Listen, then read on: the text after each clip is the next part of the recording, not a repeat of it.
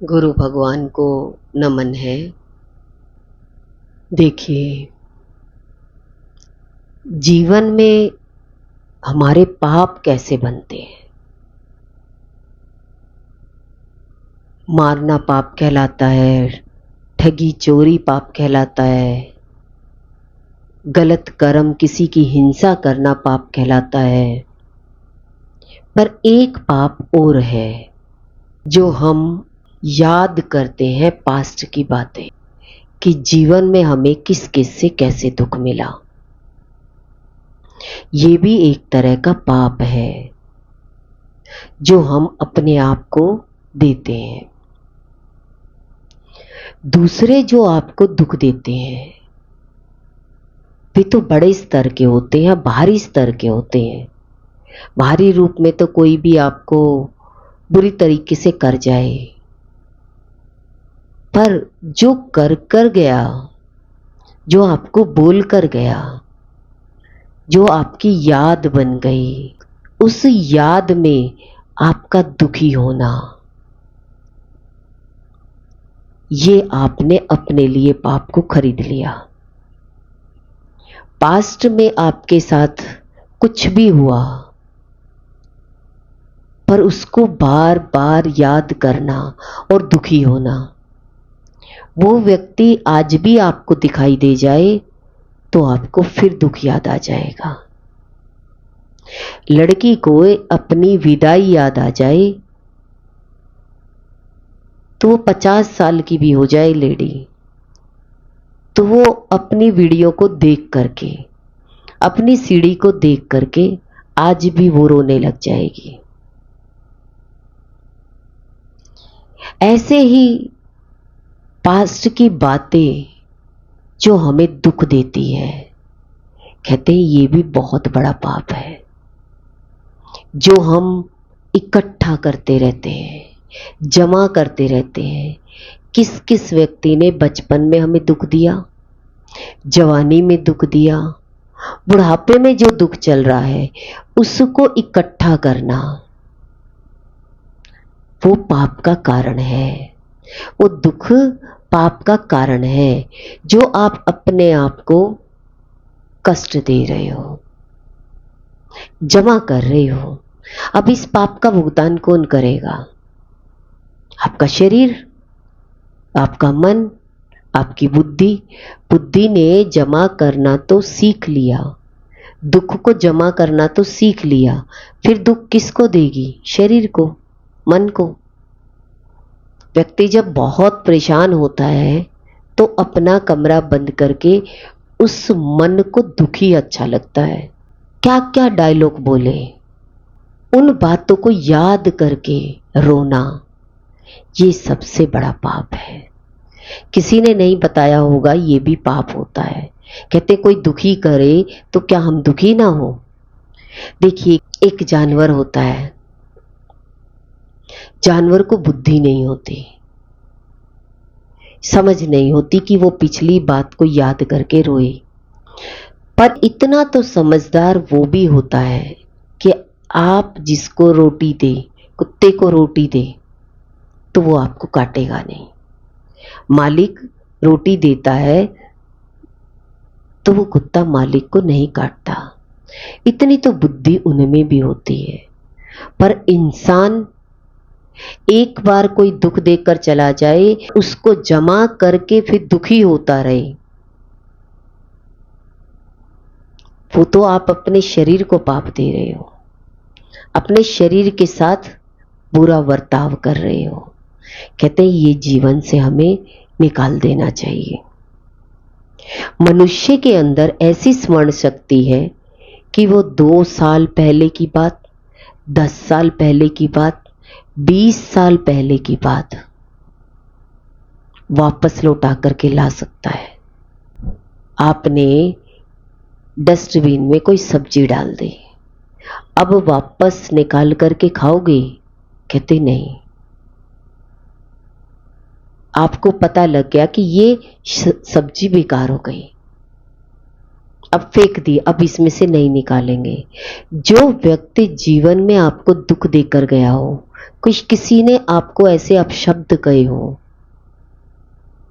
उन शब्दों को अगर आप याद करके आज रोते हो, या वो व्यक्ति कहीं दिखाई दे जाए, तो कहते हैं ये आप अपने आप के लिए पाप इकट्ठा कर रहे हो, इसका भी आपको भुगतान करना पड़ेगा।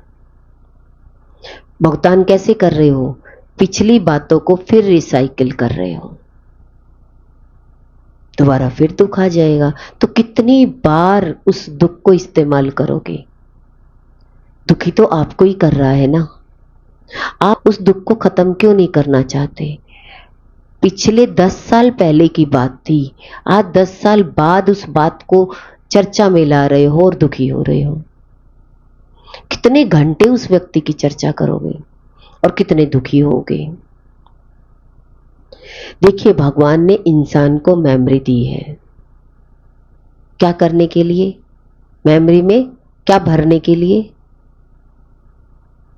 मेमोरी कार्ड मोबाइल में डालते हैं, उसमें क्या भरने के लिए लिए?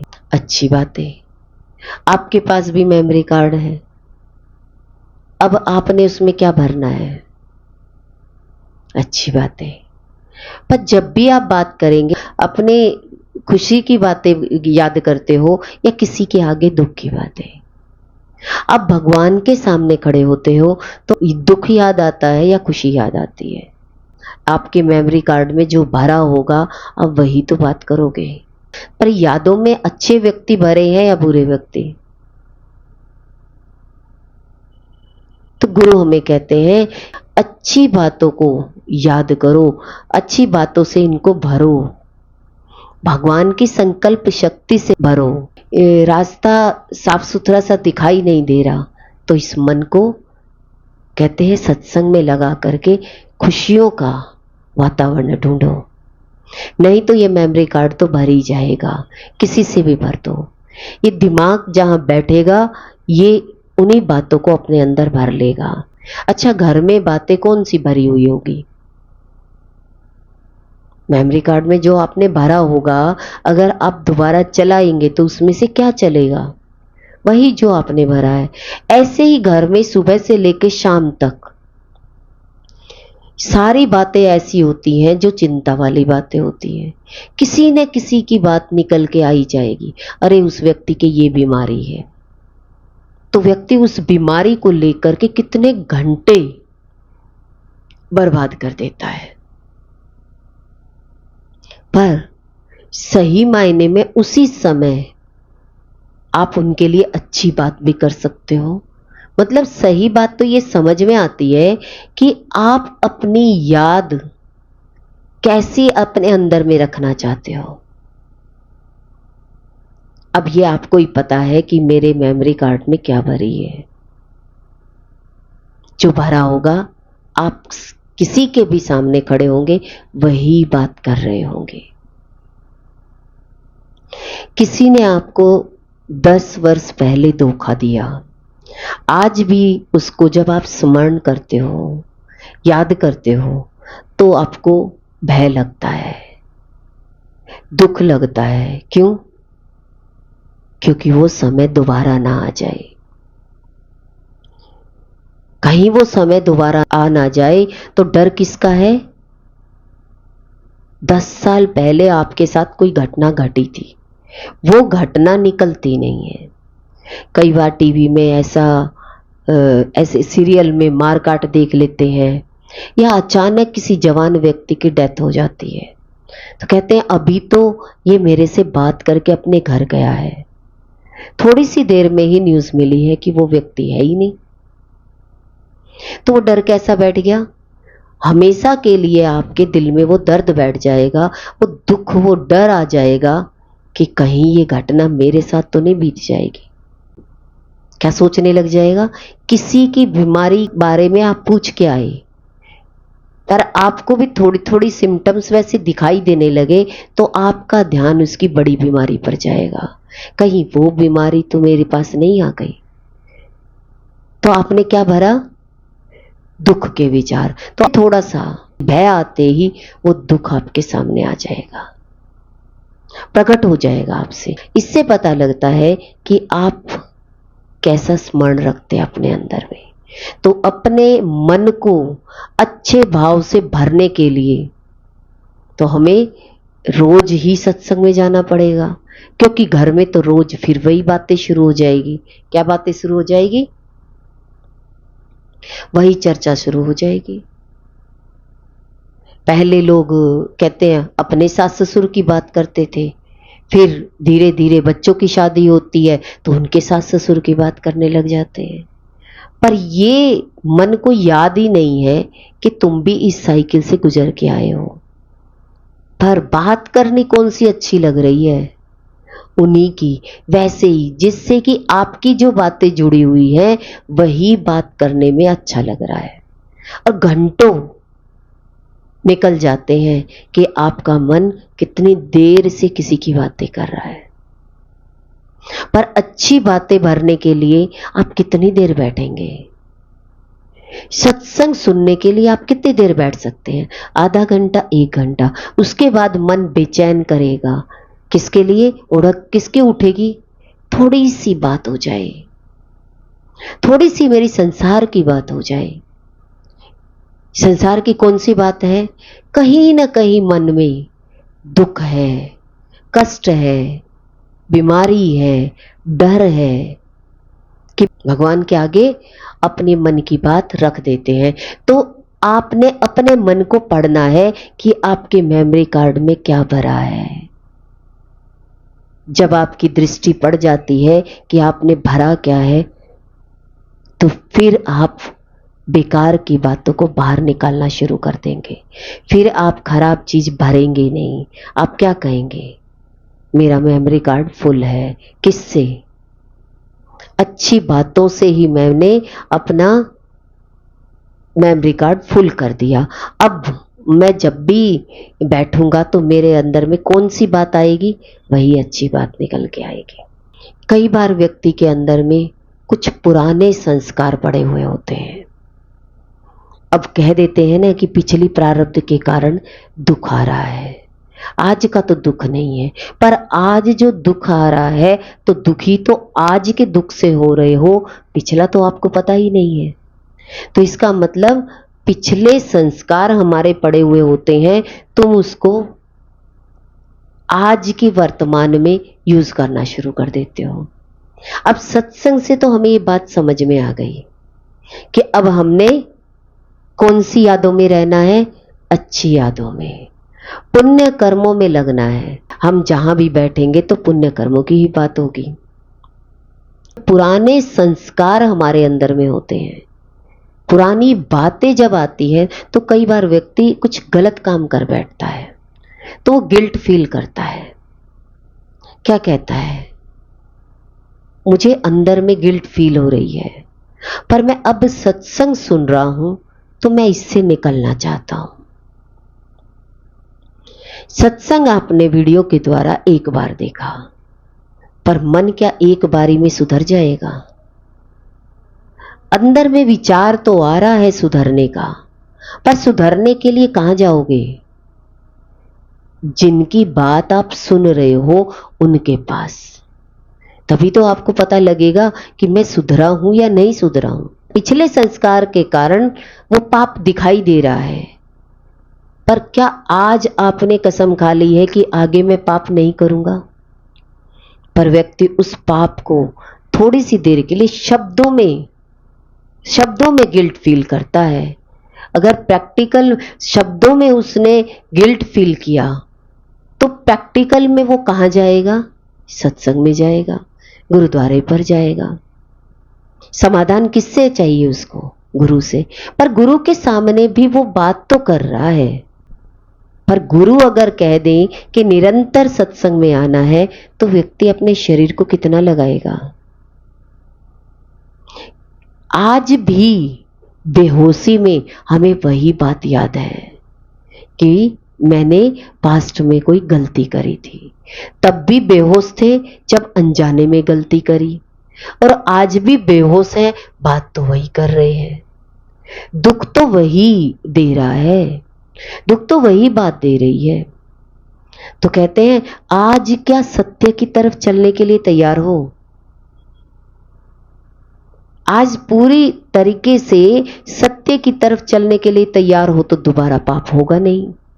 नहीं तो शब्दों में कह करके भगवान के मंदिर के सामने भगवान हमें माफ कर देना, बस। फिर भगवान जी प्यारे लगे या ना लगे इसकी कोई गारंटी नहीं है। भगवान प्यारे नहीं लगने, बस हमने कह दिया सॉरी। फिर हमने सोचा कि हमने तो सॉरी बोल दिया, हमारा काम खत्म हो गया। हमने किसी के आगे अपनी गिल्ट फीलिंग को आगे रख दिया। पर गुरु कहते हैं नहीं, आप तो खाली बातों से ही सॉरी बोलना चाहते हो। सॉरी का मतलब होता है कि अब जीवन में सत्य की तरफ लग जाओ, अब सच की तरफ लग जाओ कि दोबारा फिर इस शरीर से कोई गलती ना हो। नहीं तो संसार में जाएगा, फिर शरीर से गलती हो जाएगी, फिर मन से गलती हो जाएगी। ये चालाक बुद्धि बार बार उसी संसार में ही जाना चाहता है और बार बार उसी संसार में गलती करके भगवान के सामने एक बार सॉरी बोल देता है और वापस चला जाता है, वैसा का वैसा हो जाता है। पर गुरु के सामने आता है तो गुरु कहते हैं अब सच में लग जाओ। अब आपको झूठ की दुनिया अच्छी लगेगी ही नहीं, अब आपको फंसना अच्छा नहीं लगेगा। आपको पता है कि मैं गलती नहीं करूंगा तो दूसरा मुझसे गलती करा देगा, तब आप बहाना लगाओगे कि मुझसे दूसरे ने गलती करा दी, क्योंकि मन फिर बहाना लेके आ जाएगा। अब की बार मेरी गलती नहीं थी, मैंने किसी का बुरा नहीं चाहा, पर उसने किया ऐसा। ये सोच करके आप अपने आप को ढकोगे, नहीं तो अपने रास्ते का चुनाव कर लोगे, सत्य की तरफ बढ़ोगे। सत्य तो परमात्मा है, परमात्मा कभी आपको गलत काम करने ही नहीं देगा। सत्संग में जाने के बाद आपकी सारी गलत आदतें छूट जाएंगी। अब गलत आदतों का पता तो कहां लगेगा? सत्संग में ही। पर वहां आप जाना नहीं चाहते तो जहां रहोगे वहां तो गलती करते ही रहोगे। कहते सारी जिंदगी सॉरी मांगते रहो, गिल्ट फील करने से कोई फायदा नहीं होगा, क्योंकि गिल्ट का मतलब होता है कि अब सही मायने में ऐसी जगह लग गए कि अब आपके शरीर से कभी गलती होगी ही नहीं, सारे काम सही सही होते चले जाएंगे। ऐसे ही इस जीवन में हम मानव चोला मिला है, इसमें हमने समय तो भगवान में लगाया ही नहीं, और हम भगवान से इस सृष्टि का फल 100 में से 100 चाहिए। भगवान के लिए आपने समय कितना दिया कि परिस्थिति आए तो भगवान आपके लिए खड़े हों। अपने जीवन में से कितना समय आपने भगवान में लगाया कि आपकी जो परिस्थिति आए तो आपके 100 में से कितने मार्क्स आने चाहिए। भगवान की तरफ से देखें तो भगवान कहते हैं मेरी तरफ आने के लिए कितनी मेहनत करी, मेरी तरफ तो तू आया ही नहीं।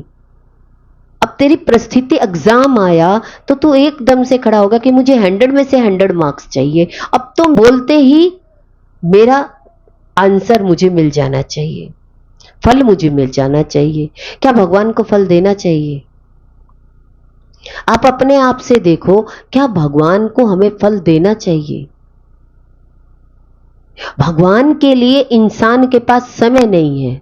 हम अपनी गलतियों पर ध्यान नहीं देते, हम गलतियों पे गलतियां करते चले जाते हैं, और उतनी गलतियां करने के बाद उसका जब दुख का भुगतान मिलता है, दुख मिलता है कि हमने माँ बाप को कष्ट दिया, बहन भाई को कष्ट दिया, रिश्तेदारों को कष्ट दिया, वो पाप इकट्ठे होते होते, तो पाप किस में इकट्ठे हुए?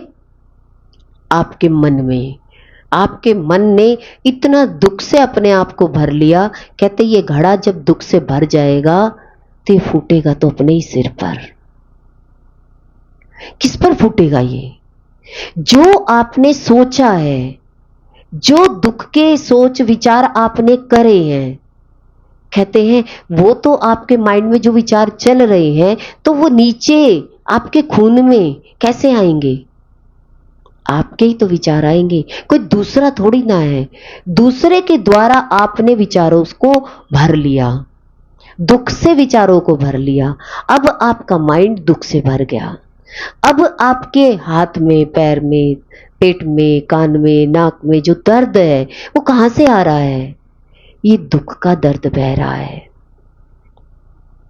हमने बड़े बड़े पाप तो समझ लिए, हम उन पापों से दूर हो गए, पर इस पाप से और दूर हो जाए कि थोड़ा सा दुख आ जाए, पिछला दुख तो निकाल दो, पर आज से हम अपने मन से दुखी नहीं होंगे। भविष्य में कभी आपके जीवन में दुख ही नहीं आएगा। कम से कम आपको तो कष्टों से मुक्ति मिल जाएगी। पर क्या पहले अपने आप को तो कष्टों से मुक्त करो, तभी तो किसी का इलाज करोगे। पहले खुद ही अगर दुख में भरे पड़े हैं तो मेरा ही दुख समाप्त नहीं होगा, और मैं चाहूं कि मैं दूसरे का दुख समाप्त कर दूं, नहीं कर पाएंगे। पहले डॉक्टर बनना पड़ेगा, तभी पेशेंट का इलाज करोगे। बिना डॉक्टर बने आप पेशेंट का इलाज कर ही नहीं सकते। मेहनत है डॉक्टर बनने में। ऐसे ही भगवान कहते हैं, आप अपने ऊपर इतनी मेहनत करो। इंसान सोचता है मैं मंदिर में जाकर के अपने भाव शुद्ध कर लूं, मस्जिद में चला जाऊं, गुरुद्वारे में चला जाऊं, पर गुरु क्या कहते हैं? सत्संग में चले जाओ, सच को समझो और विचारों को दुख से निकाल दो। अपने विचारों को दुख में आने ही मत दो। और जब विचार दुख के आएंगे नहीं तो आपकी बॉडी में वो दुख प्रकट ही नहीं होगा। तो अपने शरीर का उपयोग करना चाहिए या बहुत सारी चीजों का? लोग तीर्थों पर जाते हैं, शास्त्रों को भी पढ़ते हैं। देखिए, इलाज सबसे होता है, पर सबसे पहले इलाज तो अपनी मानसिक स्थिति का करिए कि मेरे अंदर दुख का विचार मैं आने ही नहीं दूंगी। अपने आप को स्वस्थ रख के, अपने आप को स्वस्थ रख के दूसरे के दुखों को दूर करूंगी, दूसरे के अंदर भी उन दुखों को आने नहीं दूंगी। तो ये बात समझ में आई। एक दूसरे के सामने आप खड़े होंगे तो आप क्या कहेंगे? अगर ये दुख की बात कर रहा है तो एक दिन इसका बड़ा दुख बन जाएगा। दुखी होते होते होते होते व्यक्ति के बड़ी बीमारी लग जाती है। कहते ये बड़ा रोग कहां से पैदा हो गया? कहते ये निरंतर इतना दुखी रहा कि दुख ने इस शरीर को ही पकड़ लिया, मानसिक बीमारी ने पकड़ लिया। तो बुद्धि को ज्यादा कहां लगाया? दुख में लगाया या सुख में लगाया? इसीलिए अपनी स्मरण शक्ति बढ़ाएं तो किस में बढ़ाएं? अपने अंदर में चल रहे विचारों को, दुख के विचारों को, पाप को दूर करके पुण्य की स्मृति बनाएं। दूसरे जो दुख तुम्हें देकर जाते हैं वे बड़े ऊपरी सतह के होते हैं, लेकिन तुम स्वयं अपने लिए जिस दुख का निर्माण करते हो वो तुम्हारी चेतना के बहुत गहरे उतर जाते हैं। गहरे दुख कौन से उतरते हैं? जो आपने सोचे हैं वो उतरते हैं या दूसरे के उतरते हैं? आपने जिस दुख को ग्रिप कर लिया, याद बना ली, और वो याद साइकिल बन करके वो साइकिल चलती रहती है, दोबारा दोबारा वापस दुख मेरे जीवन में आते चले जाते हैं। तो दुख से दूर करने का सबसे पहले साधन क्या है? सत्संग। दूसरा, अपने विचारों को थोड़ा सा भी दुख आ जाए, हम दुख अपने अंदर में आने ही नहीं देंगे। अपनी यादों में दुख की एंट्री ही नहीं है, याद ही ना आए दुख। ये सारे के सारे पाप हमारे सोचने से आते हैं। कहां से आते हैं ये सारे के सारे पाप? तो सबसे बड़ा पाप क्या है? मेरा मन जो सोचता है, दुख के विचार सोचता है, वो पाप है। पर किसी को दुख बताने में कितना मजा आता है। जब कोई दुखी होता है तो कैसे फूट फूट के रोता है, कैसे कहता है कि बिल्कुल दिल निकलने को हो जाता है। इतने दुख दिमाग में याद कर लिए कि देखिए अटैक हो जाता है इंसान को। पर ये बात सत्संग में ही समझ में आती है। गुरु ही समझाते हैं कि इस दुख को अंदर मत लेके जाओ, इलाज बाहर ही कर दो, इसको अंदर नहीं लेके जाएंगे। लड़ाई हो गई तो अंदर जाकर के दुख नहीं मनाएंगे, बाहर ही बैठे रहेंगे, उस दुख को उसी समय खत्म कर देंगे, गहराई में नहीं उतारेंगे। ये सारे के सारे पाप हमें नहीं करने हैं। कौन कौन से पाप हैं जो हमें नहीं करने हैं? पहला है, कुछ गलत नहीं करना है, जैसे झूठ बोलना, हिंसा करना। अब ये छोटी छोटी बातें तो सबको पता है, ये नहीं करनी चाहिए, पर फिर भी मन इन्हीं विचारों में लगा रहता है। कहते किसी को दुख नहीं पहुंचाना। आप दुखी नहीं होंगे तो आप किसी को दुख नहीं पहुंचाएंगे। तीसरा है, निष्काम भाव नहीं होना। निष्कामता जिसके जीवन में नहीं होती, ये भी पाप है। निष्काम भाव से प्रेम करे, ये पुण्य है, पर जिसके जीवन में निष्कामता नहीं है, ये पाप है। बेहोशी में कोई कृत्य नहीं करना। बेहोशी में कोई कृत्य कहने का मतलब ज्ञान है ही नहीं, और शरीर से आप बहुत बड़ा काम करना चाहते हो, नॉलेज नहीं है। अब नॉलेज का मतलब क्या हो गया? अब संसार में रहते रहते हम कहते हैं सबसे प्रेम करते हैं, और सबसे प्रेम करके सबका काम करके दुखी हो जाते हैं। दूसरे व्यक्ति ने आपको शाबाशी नहीं दिया, एप्रिशिएट नहीं किया, अब क्या हो गए? सारा काम करके ये हो गया बेहोशी में काम करना।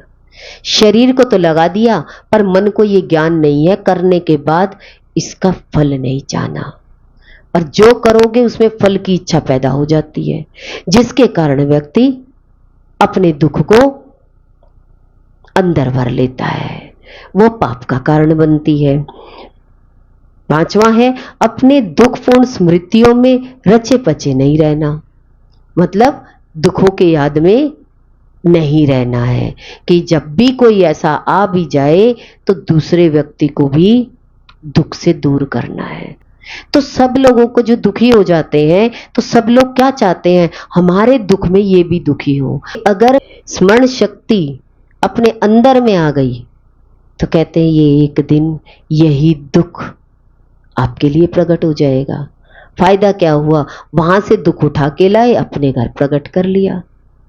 दूसरे को अच्छा देखा, अपना मन दुखी हो गया, तो घर में आकर के आपको दुख मिल गया। तो समझदारी किसमें है? अपने अंदर में दुख को प्रकट ही मत होने दो। जीवन में अच्छी मेमोरीज को बनाना बहुत जरूरी है। अगर मानव चोला मिला है तो आपको अच्छी यादों में रहना चाहिए। ये जीवन मिला है, तुम स्मरण को तो नहीं छोड़ सकते। देखिए, कुछ ना कुछ तो मन आपको याद दिलाएगा, कुछ ना कुछ तो ये मन याद दिलाएगा ही दिलाएगा। कहते हैं इसको छोड़ तो नहीं सकते, उसमें कितनी नेगेटिव चीजें डाली है, उसको अंदर एंट्री मत करने दो। अब आप अपने आप को चेक करो, अपना पेपर चेक करो। किसी बच्चे को वही एग्जाम में जो लिख के आया, वो टीचर पर ब्लेम कर सकता है, पर अपने को ब्लेम कभी नहीं करेगा कि मैंने पढ़ाई ढंग से नहीं करी।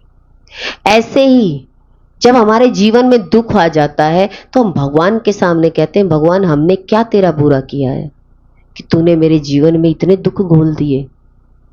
अच्छा भी क्या किया है? जीवन में जब से पैदा हुए हो तब से दुख से ही तो घिरे हुए हो। घर में लोगों को दुखी तो देखा है, कभी गरीबी का, कभी बीमारी का, कभी माँ बाप का जीवन से चले जाना, ये दुख देखे हैं, और वही दुख आपकी मेमोरीज में भर गए, वो याद बन गए, वो इतने जमा हो गए कि अब आपका सारा जीवन उस दुख में निकल जाएगा। आपका हंसना भी भूल जाएगा। आप किसी के सामने हंसना बोलना, आप उदासी का सा जीवन रखना शुरू कर देंगे। एक तरफ बैठना, किसी से बात नहीं करना, क्योंकि अंदर में सारी यादें दुख की है। बचपन भी दुख में देखा, जवानी भी दुख में देखी, और अब बुढ़ापे में बैठ करके किसको खा रहे हैं? बचपन और जवानी के दुखों को हम क्या कर रहे हैं? रिसाइकिल कर रहे हैं। अब वो व्यक्ति कहता है कि मुझे खुशी से डर लगता है। क्यों डर लग रहा है? क्योंकि जमा क्या हो गई, सारे पाप जमा हो गए। इसलिए पाप को निकालने का रास्ता ही गुरु है, क्योंकि गुरु आपके अंदर में क्या भरेगा? अच्छी अच्छी बातें भरेगा। पहले सीढ़ी आती थी, उसके ऊपर क्या करते थे? दूसरा गाना भर देते थे, तो क्या होता था? पहले दुख के गाने भरे हुए थे, अब खुशी के गाने भर दिए। ऐसे ही ये हमारे दिमाग के अंदर सीढ़ी है। अगर सत्संग इसमें भर जाएगा तो जहां बैठेंगे ये जुबान क्या करेगी? सत्संग ही देगी, क्योंकि अब पुरानी बातें तो डिलीट हो गई, अब उस सीढ़ी में पुराने गाने नहीं चलेंगे। ऐसे ही जब हम निरंतर ज्ञान में चलते हैं, सत्संग में रहते हैं, तो कहते हैं फिर सत्संग के वचन निकलेंगे, फिर हर व्यक्ति आपसे उठ के भागेगा। क्यों? दुखी व्यक्ति क्या कहेगा? ये तो मेरे बारे में, दुख के बारे में पूछ ही नहीं रहा। मैं तो अपना दुख सुनाने आया था और इसने तो सत्संग सुनाना शुरू कर दिया। इसका मतलब दुख वाले आपसे दूर भागना शुरू कर देंगे। नहीं तो सारी वाइब्रेशन दुख की आती है। सारे दुख वाले आपके पास बैठ करके सारा चारों तरफ कूड़ा करकट डाल देते हैं, पर आपके अंदर में फीड हो जाता है। आप ये मत सोचो कि ये रील मैंने बंद कर दी। आप कहें क्या करें, कोई आ जाए अपना दुख सुनाता है, तो आप सीधा रास्ता दिखाओ सत्संग का, क्योंकि अभी तो आपसे कोई बात सुनेगा ही नहीं। जब आपकी रील पूरी चढ़ जाएगी उस सीढ़ी पर, तो फिर आपके अंदर से वो सीढ़ी ही काम करेगी। पर थोड़ा सा सुन के हम कहें कि अब हम इनको जल्दी से ज्ञान सुना देते हैं, सुनेगा नहीं। रिश्तेदारी में तो कभी सुनाना ही नहीं चाहिए। रिश्तेदारों को तो सीधा सत्संग का रास्ता दिखा दे। अगर जहां रिश्ता है और उनको आप सुनाएंगे तो वो आपको ही लपेट देंगे। उनका तो दुख का विचार होता है, बेहोशी वाले होते हैं, पर बेहोशी वाला तो दूर से पत्थर मार ही देगा, पर आप तो सोचते ही रह गए। उसने तो वो गलत काम कर ही दिया, आप उसे गलत काम से बचा रहे थे, पर उसने तो बचना ही नहीं था। तो बिना सत्संग के व्यक्ति कभी समझदार नहीं हो सकता। कितने भी पैसे वाले हो, कितने भी गरीब हो, हर व्यक्ति बिना सत्संग के खाली दुख सुनाता है। आपने डॉक्टर को देखा होगा, पेशेंट बोलता ही चला जाता है, डॉक्टर साहब ये हो रहा है, ये हो रहा है, ये हो रहा है। डॉक्टर चुपचाप रहता है, एक भी बात का जवाब नहीं देता क्या हो रहा है। उसे पता है ये पैर से लेके सिर तक की बात करते रहेंगे, पर मुझे तो और भी पेशेंट देखने हैं। क्योंकि बीमार है तो हाथ पैर भी दर्द करेंगे, पेट भी दर्द करेगा, सिर में भी दर्द, चक्कर भी आएंगे, तो ये सारी बातें बताएगा। तो वो चुपचाप दवाई लिखकर कहते हैं आगे भेज देता है, और क्या कहता है? दूसरे को आने दो। क्योंकि आप जैसे इतने लोग अपॉइंटमेंट ले बैठे हैं, मैंने इतने लोगों को 2 बजे तक देखना है, कितना सुनेंगे? देखिए, फीस भी लेते हैं, दवा भी देते हैं, दर्द का इंजेक्शन भी देते हैं। देखिए, उसके बाद भी आप चुपचाप लौट आते हैं, वो आपकी बात को नहीं सुनता। ऐसे ही गुरु हमें कहते हैं संसार में दुख से अपने आप को मत भरो, पाप से अपने आप को मत भरो, थोड़ा सा इस पुण्य के लिए भी समय निकालिए। गुरु ने एक बार डांटा, वो डांट व्यक्ति के अंदर में इतनी गहराई में चली जाती है। पर संसार में व्यक्ति कितना पिटता है, माँ बाप से पिटता है, सबसे लड़ाई झगड़ा करके आता है, कितना अंदर में लेके जाएगा। पर गुरु तो किस लिए डांटता है कि आप इस दुख की बात करें ही ना। बार बार अगर आप दुख को रिपीट करेंगे तो आपके अंदर वो रिपीटेशन दुख की चल रही है, तो लौट के फिर आएगी। आप सत्संग सुनेंगे, घर जाके फिर वही बात अच्छी लगेगी, आप फिर वही बात सोचने लग जाओगे। आपको बार बार मजबूर करेगी कि मैंने ये बात तो सुनी नहीं, आज अपनी नहीं सुनी, अपना जो शरीर में दुख है, कष्ट है, मैंने तो देखा ही नहीं। तो आप शरीर में कष्ट आते हैं तभी आप अपने आप को जज करते हैं कि शरीर में कष्ट क्यों आया, क्योंकि मैंने शरीर को ज्यादा लगा दिया, हद से ज्यादा लगा दिया, पर आपने अपने आप को देखा ही नहीं। जब दुखी हो गए तब आप अपने आप में पाप बना लेते हैं कि मैं इतना दुखी हूं, किसी ने मुझे देखा भी नहीं। मैंने किसी के लिए इतना कर्म किया पर किसी ने भी मेरे कर्म की तरफ ध्यान नहीं दिया। पर आपने ध्यान दिया। पर आपने ध्यान कब दिया? जब आप दुखी हो गए, जब पाप आपका बढ़ गया, सिर से ऊपर पाप चला गया, तब जाकर के आपने अपने मन को इतना दुख दे दिया, तब आप वो दुख किसी और को सुनाते हो। पर वही दुख बार बार जितने लोगों को सुनाओगे, वो दुख कितने गुना हो जाएगा? कई गुना हो जाएगा। कहते हैं अपने दुख को आने ही मत दो।